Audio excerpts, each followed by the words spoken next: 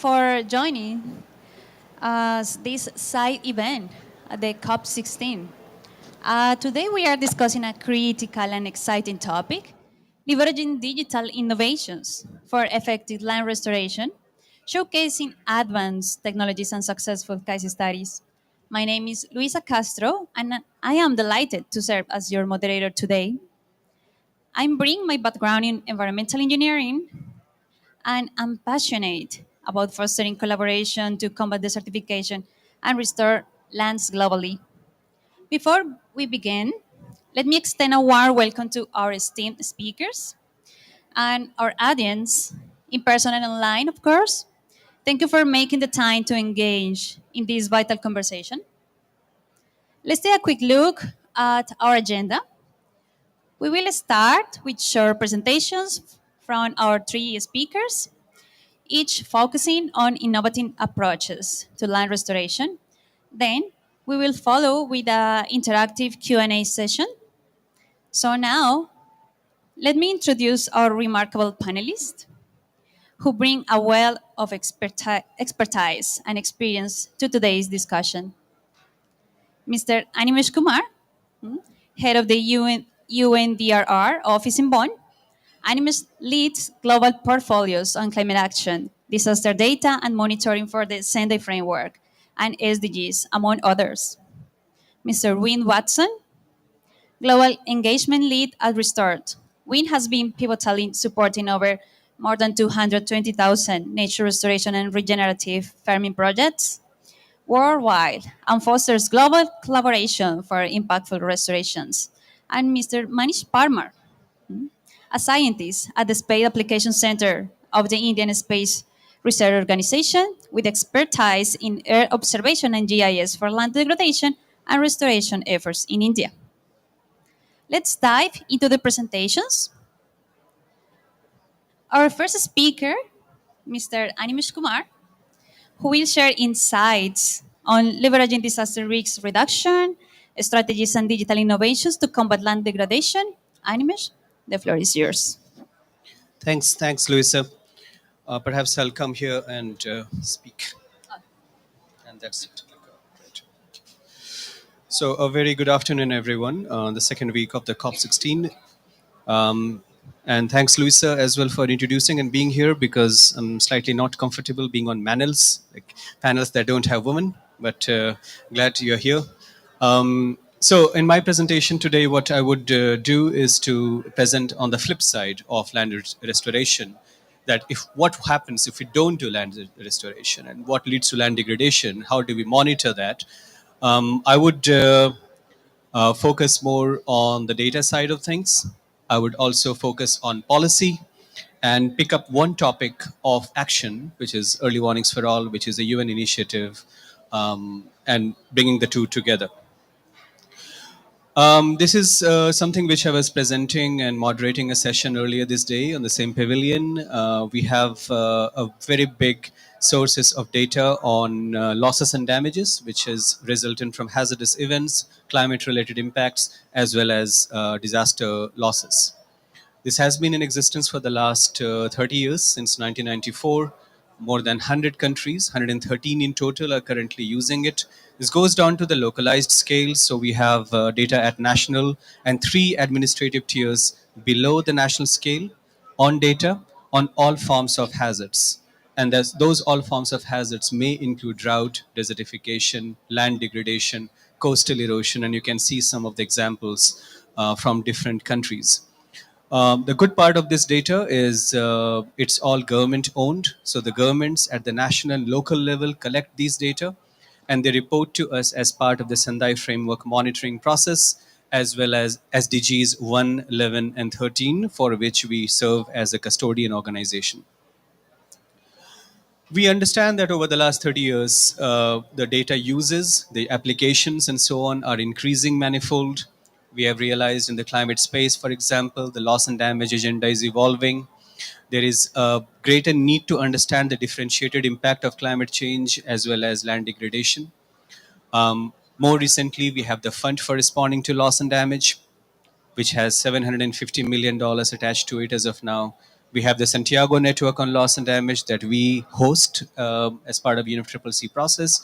And there are new mechanisms which are coming up as well. And all of these new mechanisms call for better data to be able to understand how much we're losing. Because if we don't understand how much we're losing, we can't quantify our losses. And if we can't quantify our losses, we can't turn that into a dollar value. And if we can't do that, we can't ascertain our financing needs. So this is what has come up as a big use case for us. We also need to understand better intersectionality of data, just not the aggregated information, but who is getting impacted because of disasters. Is it men, women, children, boys, girls, disabled populations, and so on, and with different income categories. We have better use cases with impact-based forecasting, early warning, early action, and of course, the monitoring needs are also increasing. As of now, 163 countries are reporting to us against Sendai Framework Monitor, and by extension, SDGs 111 and 13. But data needs are increasing, and we really need to demonstrate the impact that data can show. So we are in the process of developing a new generation tracking system for hazardous events on losses and damages. This is currently an ongoing process for the last couple of years. The prototype of the new system is already ready. We will be launching the new system very soon in the first quarter of next year. One of the key features of the new system is that it will not only include the elements of disaster impact, but also the hazardous events that cause it. And that requires us to standardize that data. So, for example, with International Science Council, we have standardized a set of 300 different hazards. You will see the publication there. And one of them, among the different 300, is the category of environmental degradation. And within that, there are more than 8 or 9 categories of specific hazards, which the countries are starting to use and collect the information on to make it part of the whole information system. This includes an impact due to slow onset events, which is always difficult to calculate. It also includes impact resulting from the non-economic losses.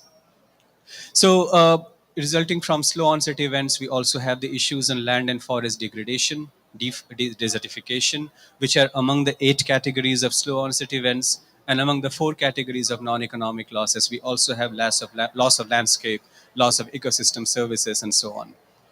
We last year had organized a major expert forum on slow onset events, and just a couple of months back in Bonn, organized another one on non economic losses. And these are very iterative steps to enhance and strengthen the data ecosystem on different elements. But the one thing which we realize is the data for itself, by itself, is not an end, it's a means to an end. So, how do we translate data into action? What comes in between is policy. And the policy landscape, unfortunately, is very fragmented. So, just to give one example, the map in the blue on the left side is, you see, are the countries which have disaster risk reduction strategies. The map on the green on the right side are the countries which have national adaptation plans. We have 131 countries with DRR plans and 60 countries with national adaptation plans. That leaves us with a sizable number of countries that have only one of the two plans, or have neither, or have both. In all these circumstances, it is resulting in fragmentation of effort, it's resulting in duplication of efforts. In some cases, we have gaps, in some cases, we have overlaps. It only makes sense in that case that in countries where we have neither adaptation planning process or disaster risk reduction process, can we co create them? If we have either of the two, can we build upon one to develop the other? And in where we have both, can we co implement them? And land restoration perhaps provides a very good denominator to make this happen. With that view, we have been working very closely with ministries of environment, ministries of disaster risk management, to bring them together using a comprehensive risk management approach, which is referred to under Paris Agreement Article 8, to be able to understand how risk can become a common denominator for action. You have seen all the toolkits that we have in place, and also a leadership program that we have launched out of Bonn using with partnering with the UN Staff College, which is also based in Bonn. It's free of charge. 8,500 people have taken this course so far, and it builds up a very strong basis for coherent thinking moving forward, because we are all very strong in our respective fields, but unless we come together, we can't really make a difference. So, translating from data to policy and now to action. A first question one may ask, what has early warning system to do with land degradation? Land degradation is a slow onset event, and early warning systems are mostly understood to be in context of rapid onset or extreme events. but there's a very strong link. We have seen that in the cases where we have droughts, land degradation, and so on, resulting in floods. In my own experience, having worked in the Horn of Africa for more than 10 years, we have seen in whichever cases we have seen a case of flash flood, it was preceded by protracted droughts, which resulted in land degradation. And as of now, unfortunately, our early warning systems are based on the primary symptom of hazard, but not the tertiary and the secondary ones, which basically means the early warning systems often do not take into account land degradation as a driver of risk, which will then lead to either drought or flood. And that is a challenge that we are facing. What we are also trying to do is that making risk knowledge as a common basis, including land degradation, into the risk assessment that becomes the basis for early warning system. And hence data from land degradation, for example, that we are holding and collecting from the SDG 15, for example, is enhancing the predictive capacity of early warning systems. And you can see some examples of different alert systems, different early warning systems which are in place. And all of this is very much underscored by the use of technology. Geo, for example, is our core partner in the entire work on the early warnings for all. We are partnering with many other private sector entities. We have just signed a very good agreement with Microsoft, with Google, and so on, ensuring that their data and AI systems can add more and more information into more static and bureaucratic systems within the UN so that we can become much more agile than where we are as of now. So, with that, I would end my presentation and hand over back to you, Lisa. Thank you very much. Thank you, Animesh. Very insightful presentation. Actually, I guess that we are going to have plenty of questions for you at the end of the session. Okay, so our second speaker, Wayne Watson from Restore, he's going to give us another very insightful expertise. Yeah, please, over to you. Thank you very much.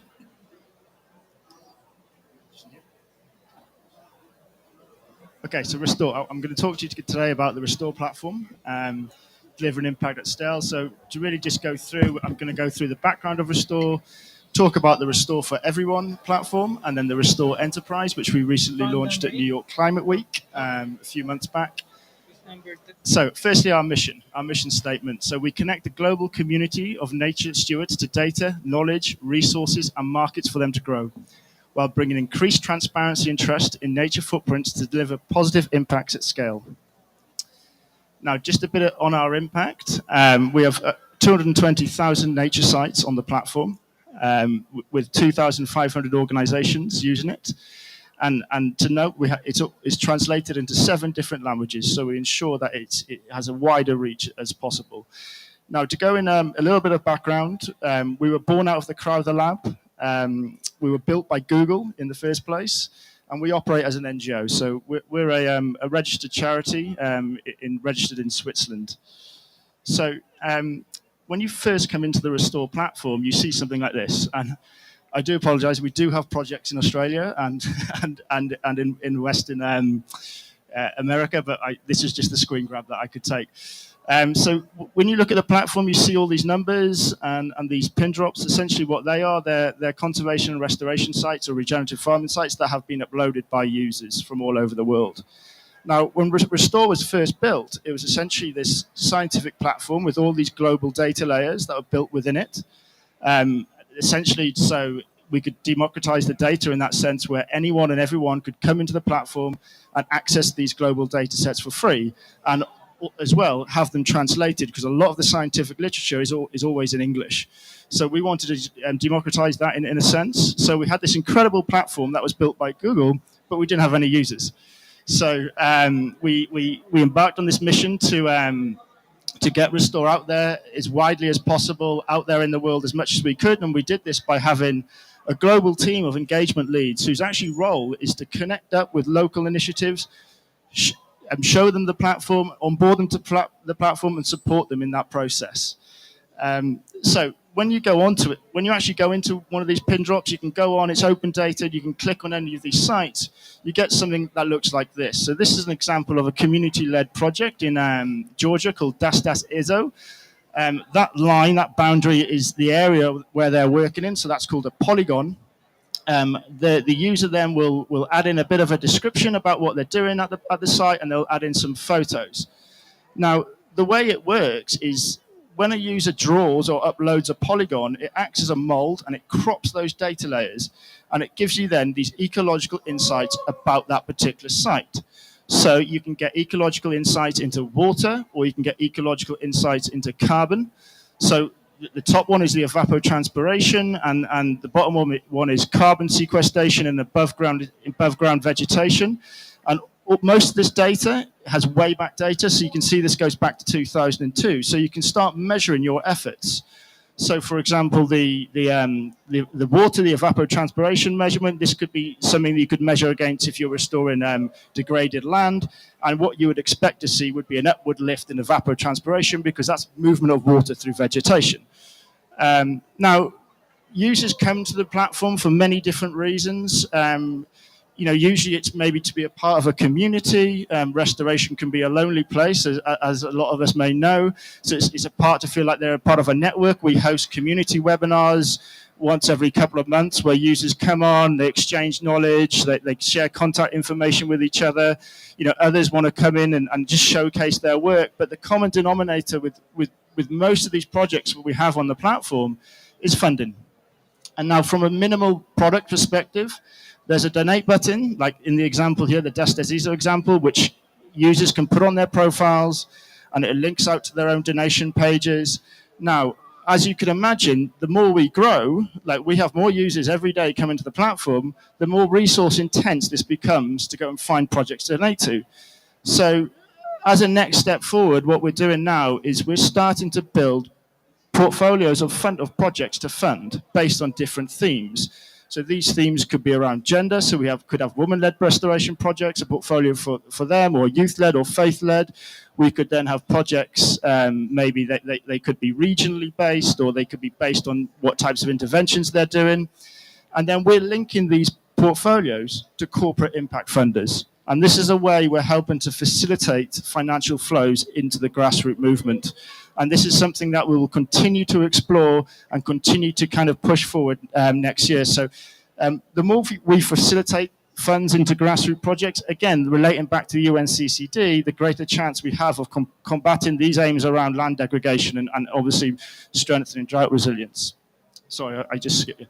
So the second example, the case study I wanted to give was the example of the Restore Enterprise, which was recently launched at New York Climate Week. This is essentially for governments and companies to track their nature commitments.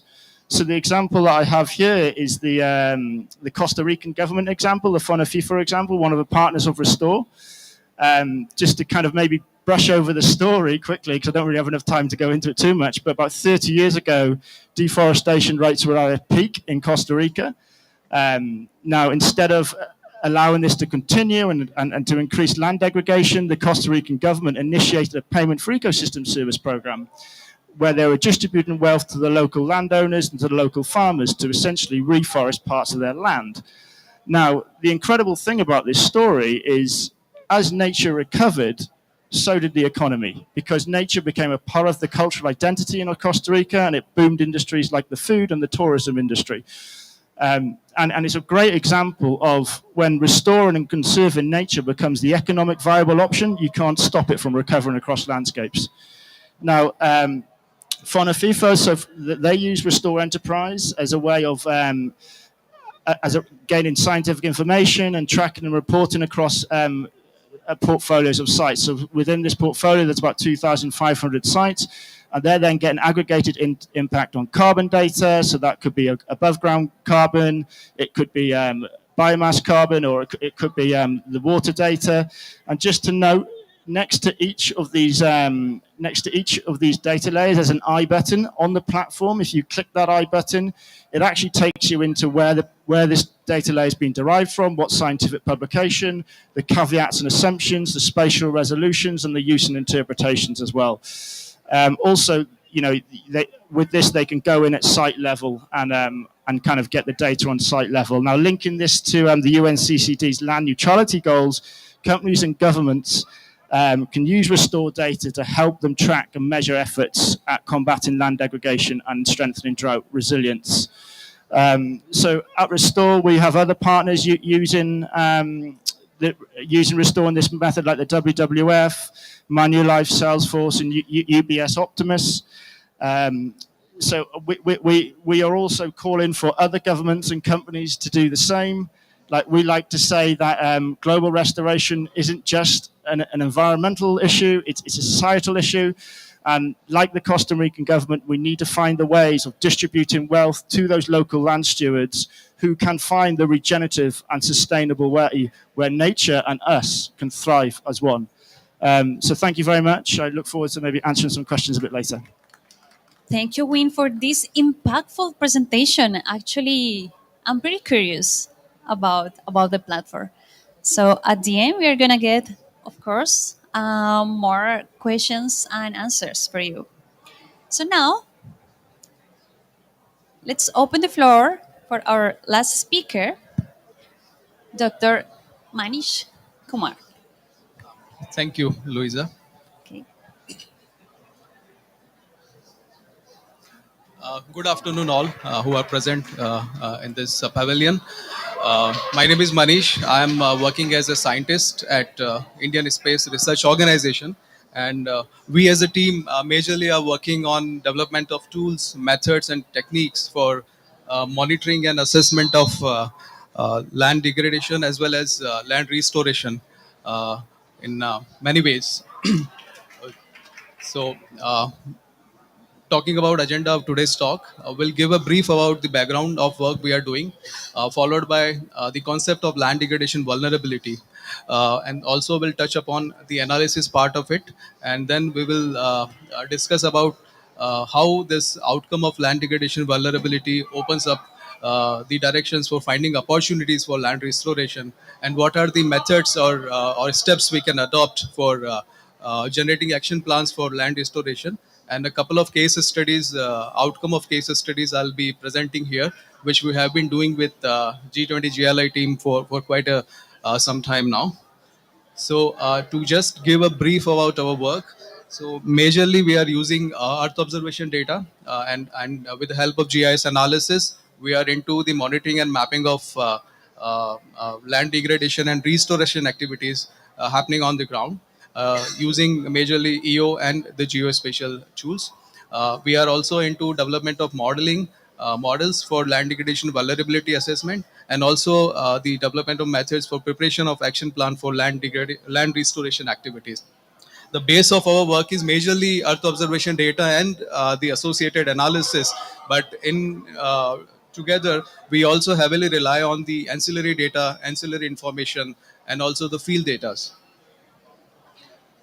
So talking about land degradation vulnerability assessment, it is essentially the identification and quantification of pressure on land due to various parameters which affect the quality of land eventually.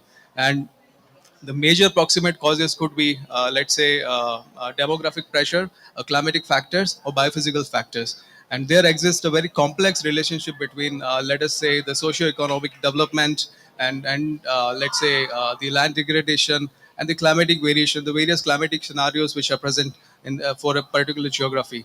So in order to understand the complexity of a subject of land degradation, one has to adopt to a method which is, multi level, multivariate, multi domain. We in one single objective we have to go for and adopt for a number of methods which in the step by step way we have to follow, and ultimately do the integrated analysis of n number of data sets which are either drivers or indicators of land degradation, and which we can easily be, either capture or generate using some other data sets. So the broadly, if we talk about this method, so we take into account the input data sets which are in the form of, let's say, demographic data, or the soil data, soil related data, or climate data, or land surface related data, for example land use, land cover, or the various indices which generate out of satellite data, or the land degradation related indices which eventually gets generated using the earth observation data. We do some statistical and GIS analysis and derive some index map, and with further analysis we come out with a map which is land degradation vulnerability map. So the analysis part, this is a recent development of our work. we are also ready with, the outcome of this work. And if you can concentrate or look at the this figure I have posted here. So this is a hierarchy-based approach we have adopted, where all possible data sets which are available for us to analyze are taken on board, ingested into the system model, and we have in a step-by-step way we have derived intermediate data sets, and in multi-level and multivariate analysis, we have done the integrated geospatial analysis and generated a map called land degradation vulnerability map. Just to give a hint about the variety of data set which we have used, these are biophysical data, climate data, soil data, terrain data, any EO related data, and demographic data, which is again a very important aspect. And this is a list, and there is no end to the list. I mean, based on the geography or area we select, any data which is available and can be used in this analysis is possible. Now the outcome of this particular method looks like this somehow. This is just an example I have added on this in this presentation. So the final outcome gives you the vulnerability in terms of from very low to very high categories. And just imagine that in the background of this data, in the metadata, you also have the input from variety of input data sets for you, which you have consider for this analysis.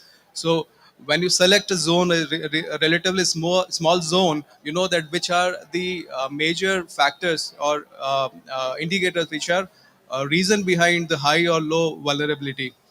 uh, it can be, let's say, climate, it can be the human related pressure, or it can be due to the various let's say overutilization of natural resources which are available in that particular domain. So once we have this this kind of inputs, output, then this further can be used as by the policymakers or by the the people who are involved in the land restoration activities, and can use it for further identifying the areas which can be taken up for land restoration activities. And once we have the high to low class of vulnerable distribution in a special way as well as in the metadata, we can use this outcome to find the opportunity of land degradation. From higher scale data sets can be generated for a selected smaller zone, and those data sets can come from satellite data as well as from the field data.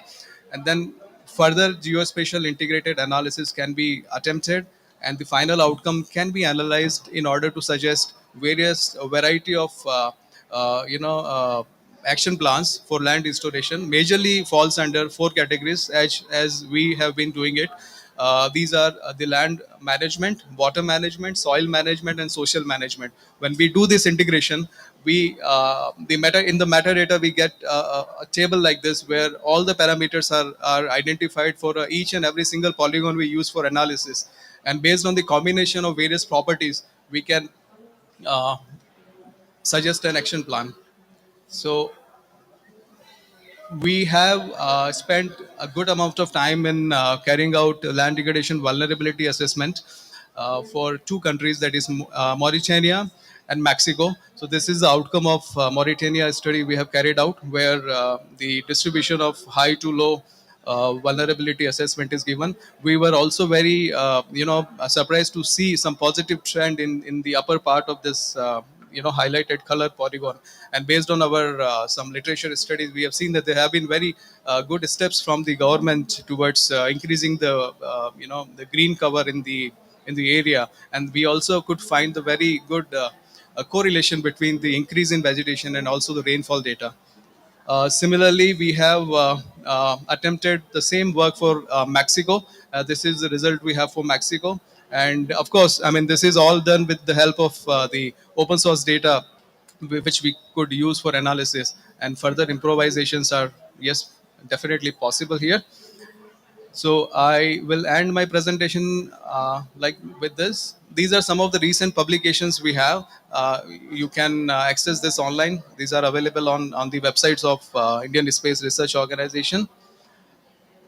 So I end my presentation with this. And I request everybody to please have a look on this image. And would you be surprised if I say that this is somewhere in India in the arid zone?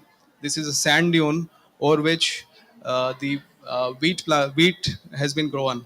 So how many would you be surprised? This is wheat on a sand dune, and this is another picture, same area taken from a few meters distance. So we have a sand dune here, and the wheat agriculture. So this is the the result of the policies which government has taken, and then which has supported people in order to improvise their livelihood and make use of the all available resources and increase the income. Thank you. Wow, thank you so much, Manish. Actually, we would like to know more about this last example that you're showing. Um, okay, so first, thank you all our speakers for their thought-provoking presentations. It's clear that leveraging digital innovations is not just an opportunity; it's a necessity for scaling effective land restoration. Before we wrap up, I would like to open the floor for a brief Q&A session.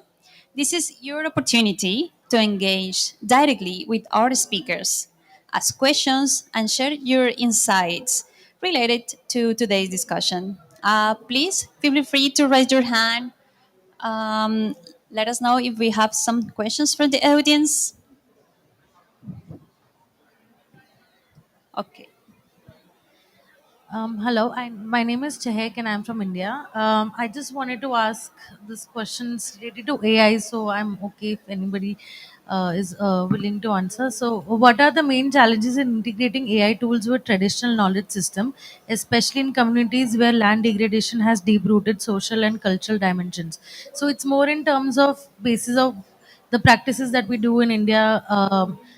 In with farmers, basically, that how do we make sure that we are able to integrate AI system, and how are we making sure that, yeah, we are able to train them enough to get also customized to the AI system that we are planning to do. Also, I have one question for you. I saw the presentation you made, and it looks really advanced and amazing, but I was just a little confused because I just felt that it was a little too heavy for me if I'm not so technically sound when it comes to the whole operation. So how does we make sure again that it makes it easier for people to also understand the whole process and system in cases if we want to collaborate with different countries to use the system that you just showcased? Thank you. Okay. Thank you for this great question.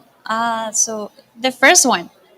I'm not the expert in AI, but broadly I can give very initial answer that AI is all about how in what way you train the AI, right? So in order to take on board the traditional methods, if the training is fed in that way, it should be able to handle it. Thanks. Just to add, in terms of bringing together indigenous and traditional knowledge and AI, machine learning, remotely sensed information. So there are pros and cons on both sides. I think a lot of challenges that we face in terms of integration of traditional knowledge with the modern learning is that traditional knowledge, by definition, is informed by the experiences informed by historical knowledge, and historical knowledge shaped by what we have seen so far. But the climate is changing and the complexity of risk is changing. So, what we know so far may not be applicable in the future or in the present circumstances. So, that often challenges our overall knowledge system. We are also challenged in the terms of the how scientific the traditional knowledge is sometimes. We have done compilation of indigenous knowledge. There was one done by the Intergovernmental Authority on Development in Somalia, and one of the findings was the communities often try to forecast rainfall based on the position of stars. Not scientific. Having said that, we cannot base our entire information on what we call as so-called scientific information, because there is science in traditional knowledge. And I guess unless we bring them together, and AI does have that opportunity in bringing these two together, because at the end it is all about implementation. So we can't impose knowledge on the communities. Their receptive capacity, their absorptive capacity would be shaped by what they know so far. And hence, knowledge is always context specific. So often we try to shape or try to build up a dichotomy between traditional knowledge and scientific knowledge. But for me, it is science, and science is traditional knowledge, also has science, and modern knowledge also has science. Till the point there is a scientific basis for our knowledge, it does not matter whether it comes from the communities or it comes from the machine, but they need to be brought together for action. How do we make sure that the communities are understanding the whole technology when it comes to AI integration? Because as per my understanding is when I work with the local communities back in India, and especially farmers and women farmers. So when obviously there's a lot of training and a lot of capacity building sessions that we have to do, but it's still really technical, right? So in case, even for example, drone mapping, when drone mapping came, it was very technical for people to understand first, but then eventually it also became better and people also became better. So how does one adapt to it? I think the most important thing is the starting point is the use case. Why are we collecting the data? Perhaps the communities don't need to learn drone mapping. They need to understand the outputs of drone mapping. How is it beneficial for them? We have had very good examples, drone mapping used in Uganda, in Karamoja region, wherein the outputs of that whole process led them to understand which crops to sow in the future, how to know the market prices in the near term, and hence be able to have the right risk management strategy in place. So I wouldn't focus too much on the technology itself. The communities don't necessarily need to know the technology, but they need to know how to put the output of that whole process into use. And it's the same thing when it's just not about the communities. I wouldn't talk technology with a minister. They wouldn't understand. It's about why are we doing it. Technology and machine learning and artificial learning, intelligence is just a means to achieving something bigger. And unless we show that usefulness, the application, it is not no use to the communities. Yeah, and just to answer your last point, yeah, I totally understand and agree that sometimes a platform can be quite data heavy. I think one of the challenges that we've been trying to solve over the last few years is how do we take real complex scientific data and make it easy to understand for the general public. And of course, another thing about Restore is I showed you a desktop version of it. So something that we've also been working on is how do we optimize this to a mobile phone, because not everyone has access to desktop computers and hardwire internet. It needs to be available to be on a mobile, so everyone and anyone can access it anywhere. So that is something that we have been producing of late as well, and it's also allowing the users of the platform also to become content creators themselves and have a storytelling side to it as well. I didn't show you, but we have satellite imagery that goes back to 2011 for every site that gets uploaded. So you can actually visually see, I think that's probably the easiest way to kind of see how restoration's progressed over time, is just to visually see it. Everyone can resonate with that. So that's a really powerful tool. And maybe I should have put that in my presentation. But that's a really powerful tool that we can first sort of get in to the local communities and get in with some of the smaller groups and go, well, yeah, I can actually visually show and be transparent now about what we're doing on the ground. But it's a great point, and I think we'll forever be working on how to get that scientific data and being able to interpret it. Well, thank you. Thank you for your question and your response. We have another question. Yes, sorry, I didn't attend the session from the beginning. But my question, can anyone, any countries can enter the portal and benefit from the data, or I just came in? Is it free or okay? So from Restore, Restore is completely open data. It's available for any terrestrial land around on the planet. So you can go on the platform for free, draw an area around the land that you're working on, and the platform will give you ecological insights about that data, about that particular site. But it's also a place where you can come in and become more visible. show your projects to the world, and then hopefully through some of the systems that we're working with and some of the strategies that we're doing on the back end, if financial requirements something that you're seeking, it's something that we're trying to help facilitate as well. So yeah, totally free for anyone and everyone to use from Bristol. No, same here. I mean, we are the depository of official statistics from all the governments in the world. They have mandated us to collect their data, and we put all the data, collect from them in a structured way using data standards and methods, and put them for use by the public. The two things that happens thereafter: one is that the accountability in governance is much higher, because if we use the government's owned data, we can of course ensure risk accountability in a much stronger way than using, say, media generated data. But the more important thing is the application of that data. Once we put the data collected from the governments in the public domain, and you or anybody else can access that data and use it and put to use, the multiplier impact of the data is much more than just using that data and putting it to use by ourselves. And hence, acknowledging this in the UN system, we have started a movement on data being made as a public good. We have started this process.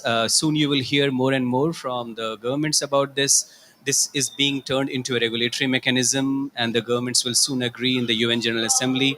The unified data principles have already been agreed, and there will be a data compact that will be launched very soon.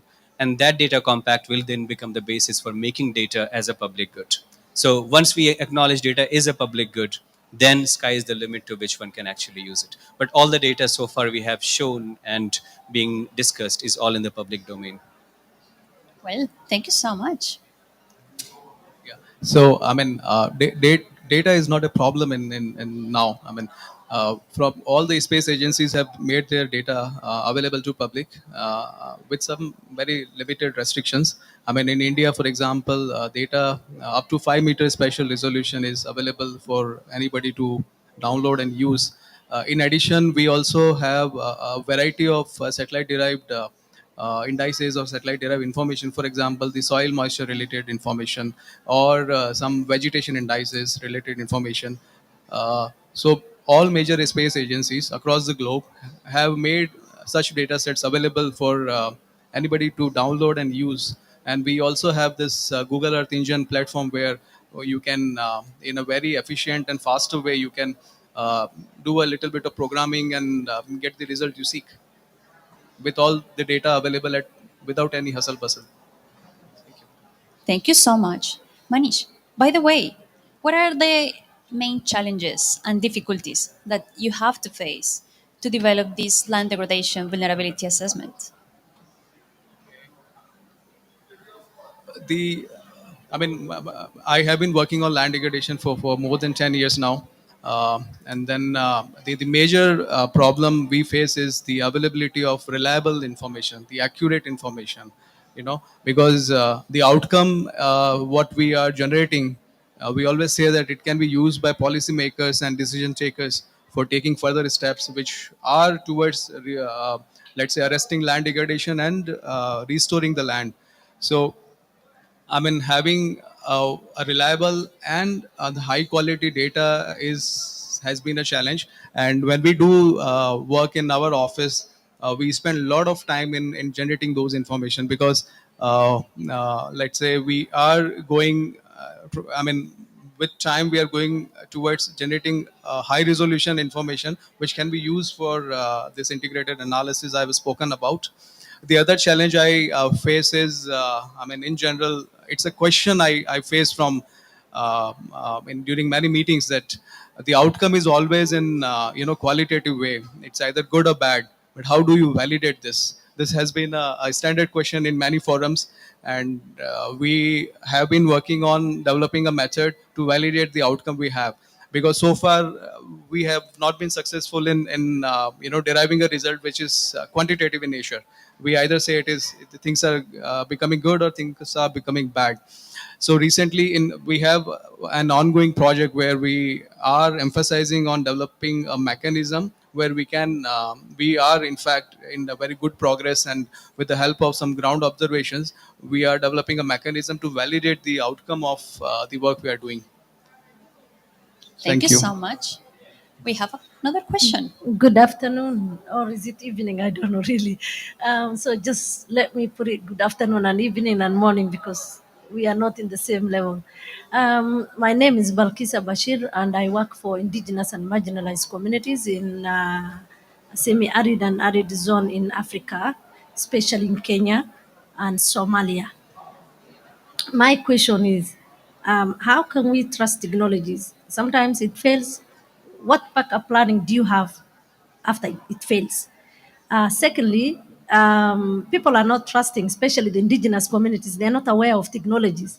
They do trust their own way of doing their own things. How do you interact with them? What kind of engagement do you do so far? Thank you. Wow. I guess that this is for all of you. No, I think it's an extension of the discussion we were just having.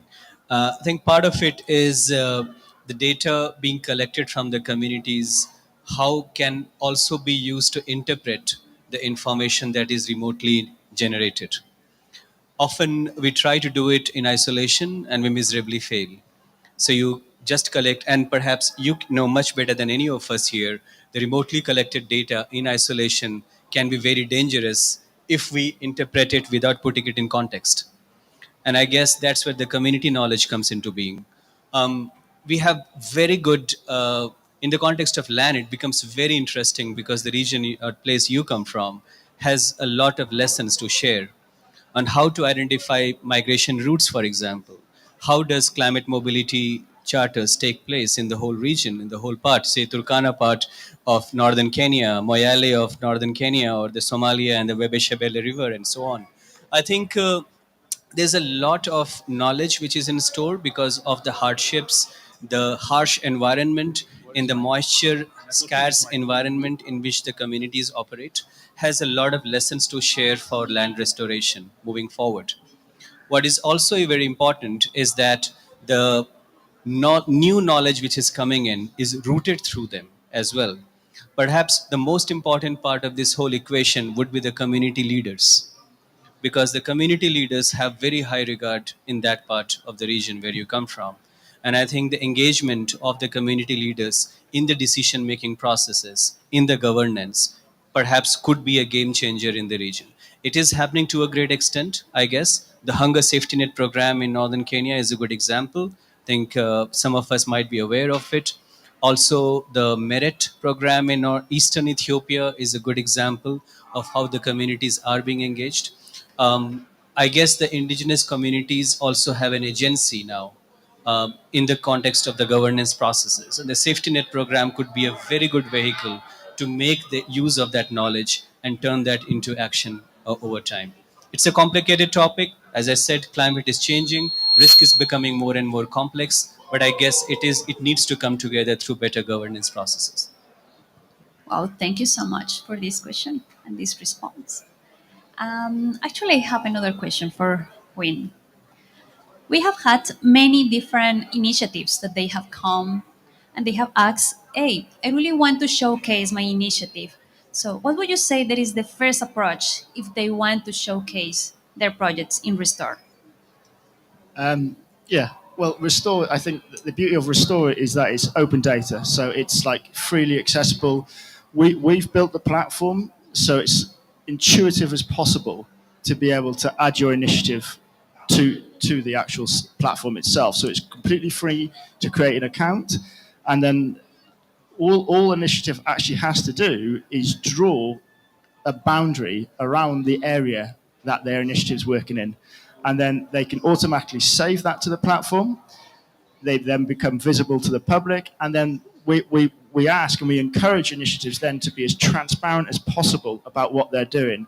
And the way they can increase their transparency is putting in a detailed description about what they're doing at site level, adding in some photos because that's hugely important. When they upload photos, then you can marry this up with the satellite imagery that the platform produces you, which then kind of adds to that transparency side of things as well. So it's more about people being aware of a platform like Restore and being aware of the uses and what it can bring and how it can help you from an individual perspective as well. Okay, that's great.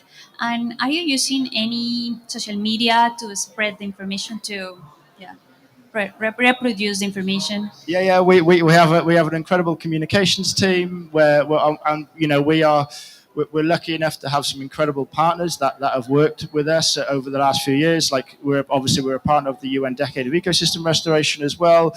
We have some now, as I mentioned in the presentation, we have some companies and governments also beginning to use our platform as well, where we get quite a lot of status and increase in the networks. Like Salesforce, for example, are using it. Manulife are using it. The Costa Rican government. We also have a partnership with the Ethiopian government as well.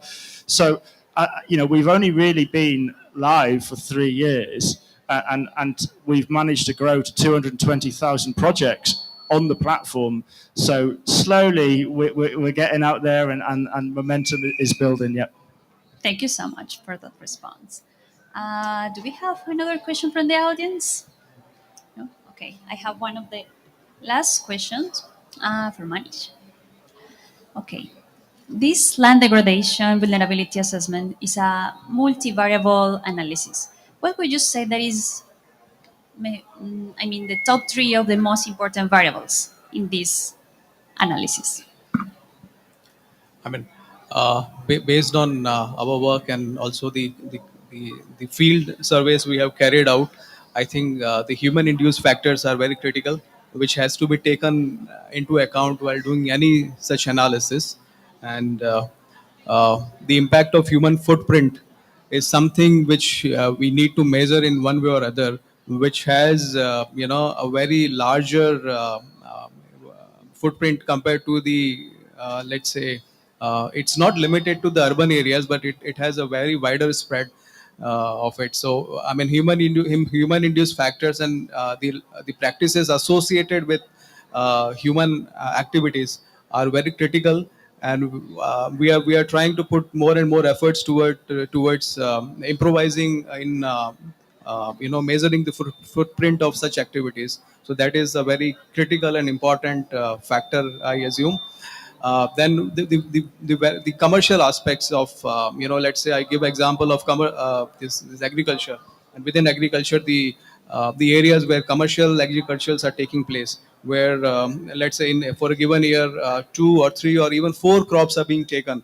So in short term it looks like it's a very healthy land, and it's very healthy ecosystem, but over time we see that these extra utilization of or over exploitation of natural resources will have a very larger impact in coming times. So such this also, it's another very important aspect we have to look into. It's something which is not visible. We have to go to the field, go to outside, and somehow we have to relate it in that way.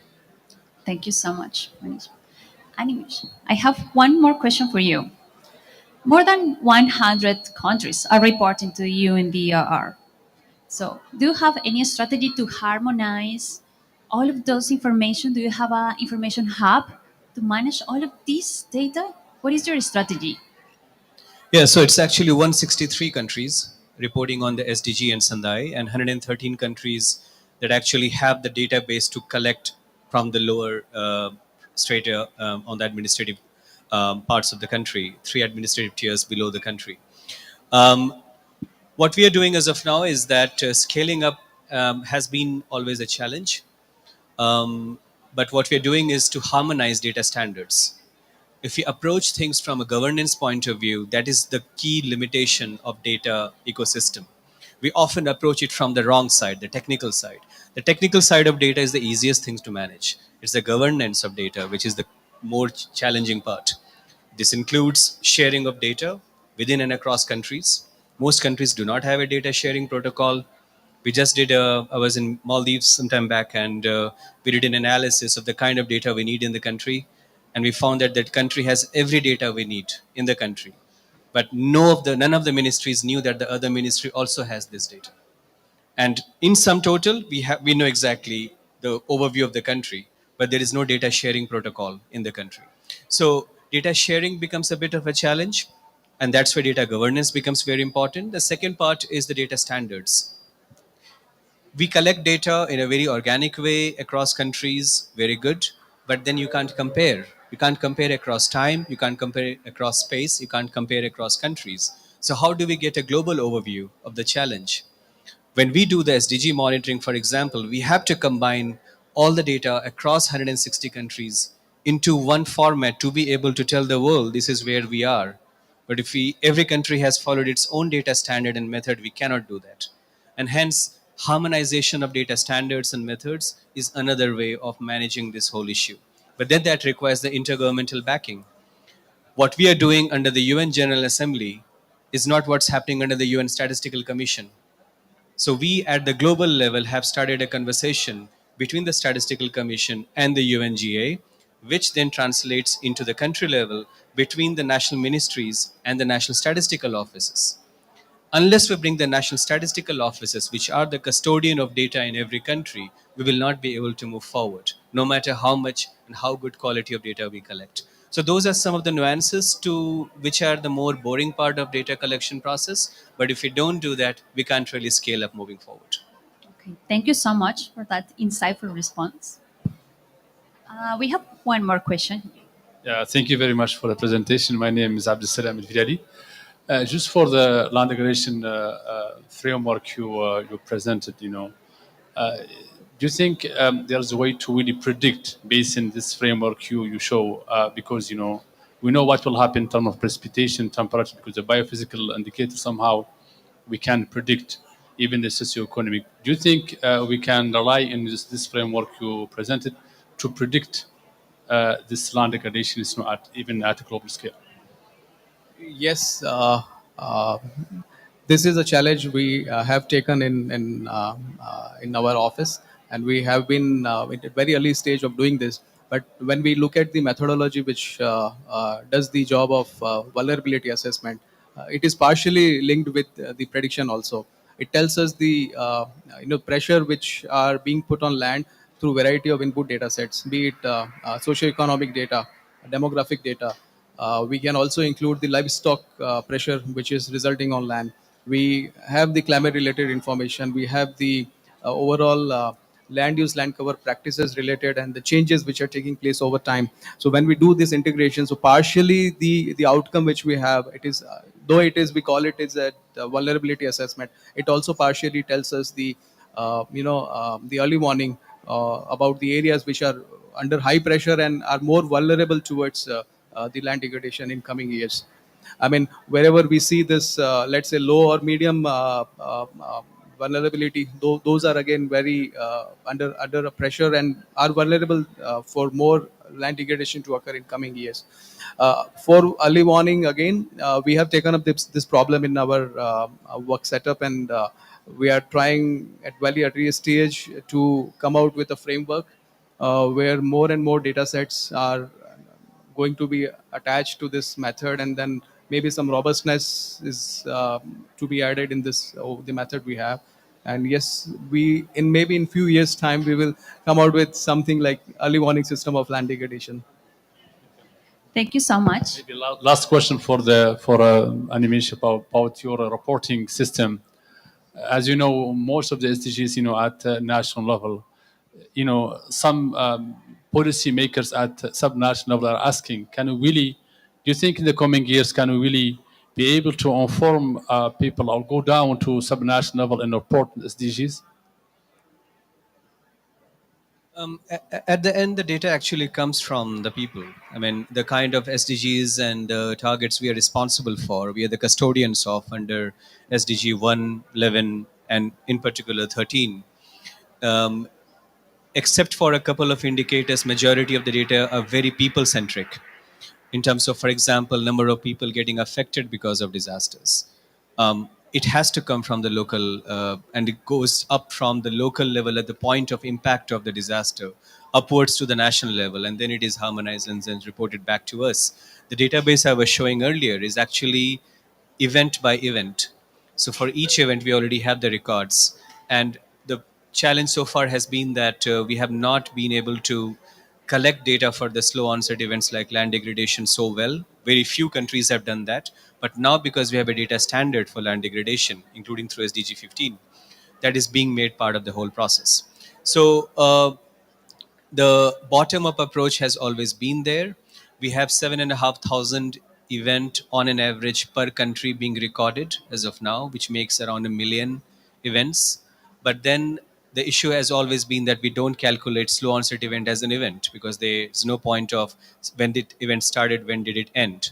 It's a process. So we are trying to see how we can superimpose that information over and above the exact disaster impact to have a better collection of information. But it is always local up, bottom up approach that we have followed in particular context of the impact. uh, there are very few indicators which actually will be only at the national level, like the national adaptation plans or national DRR strategies and so on. Thank you so much. Okay, I have one more question for Win. How does Restore validate the projects that are already in the platform? So for funding, the ones we're linking to corporate funders, yeah. So it's an interesting question because obviously Restore's open data, which means anyone can go on and set up a project on the platform. So we can't just recommend any project for funding. So we have a couple of steps in place. The first step that we have is we have this internal transparency score, where we rate projects based on the information that they've provided. So with the description that they've provided, based on also the metadata, that the standardized metadata that we ask for, like intervention type, start date, photos. And then once we filter projects by their transparency score, we then can ask them for further information. So obviously there's more information around whether they have the capacity to absorb funding, if they have an NGO status. There could be some land tenure certifications that they may need to provide based on what type of corporate impact funder that we're dealing with at the time. However, this process, it works very well, but as you can imagine, it's resource intensive, and it's not something that we can easily scale. So what we're also doing now is we're working with other funding organizations who've already previously vetted or previously done the due diligence on these projects. And then we can maybe introduce a tag on the platform where we give them some sort of certification where they say, oh, we've already been previously vetted or gone through a due diligence process with another funding organization. So then we're not having to repeat that process.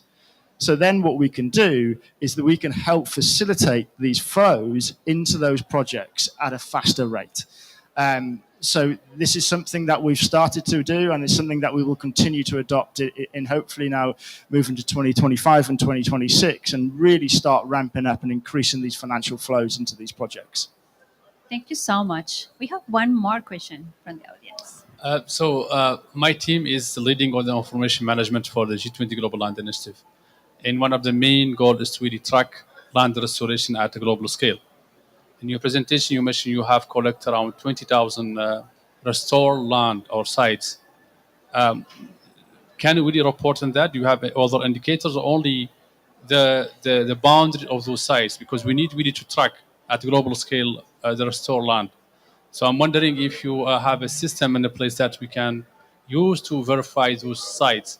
Because 20,000 site, it's really great numbers, and we're really proud of that. But are wondering if you can use that number to report on land restoration, or just only site, because when you click on some of the polygons, some of them have all the information we need, but some is really missing key information. So let me ask you: can you really use those polygons to report on land restoration at global scale? Yeah, absolutely. And there's ways of doing this where we can kind of download certain, we can filter the data sets and we can export those data sets that can be used to report. For a good example of that is we actually have a partnership with the FAO where we're providing them the non-state active data to go to reporting against target 2, the biodiversity target. So this is something that we can do, like so long as you're providing us with the filters and the requirements of what type of data that you need, we can extract that from the platform and then provide that data as a source. So absolutely. Well, thank you so much.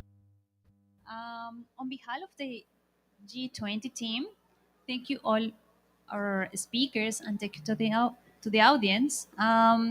Let's continue this conversation in the future, and please have a wonderful day and attend our next event that is quite insightful. Thank you so much.